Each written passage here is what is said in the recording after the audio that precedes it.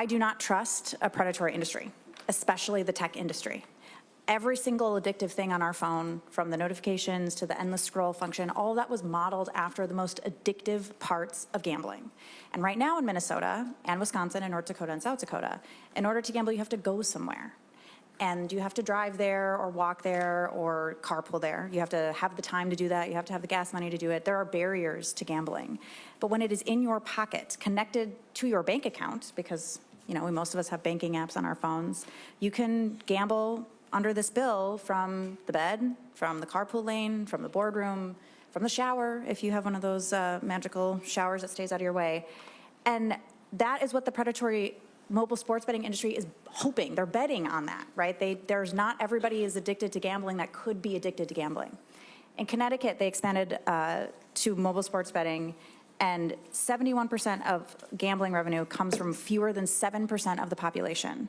And it's the problem gamblers at 1.8%, and then the at-risk gamblers at 4.9%. Half of that, half of all the revenue comes from 1.8% of the population.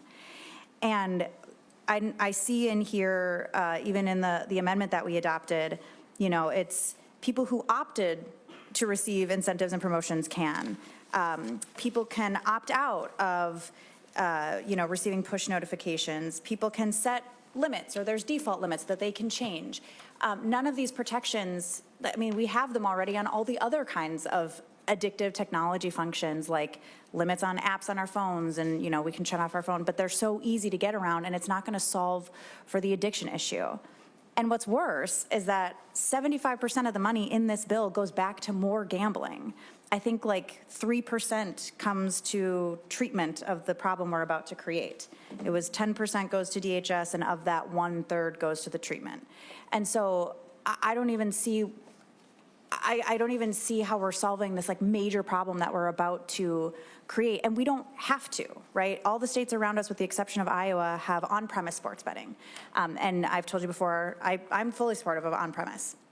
And banning in-game betting if we're going to do mobile.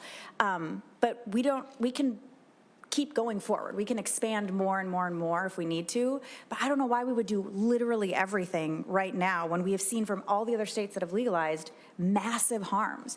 In Massachusetts, after they legalized sports betting, they went from 4% using the illicit market to 18%. People are using the illicit market more.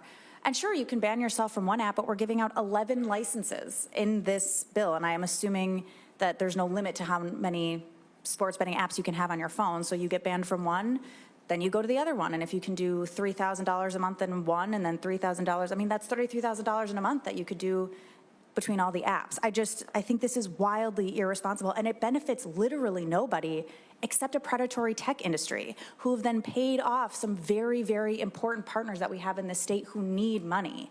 And I loathe that. And so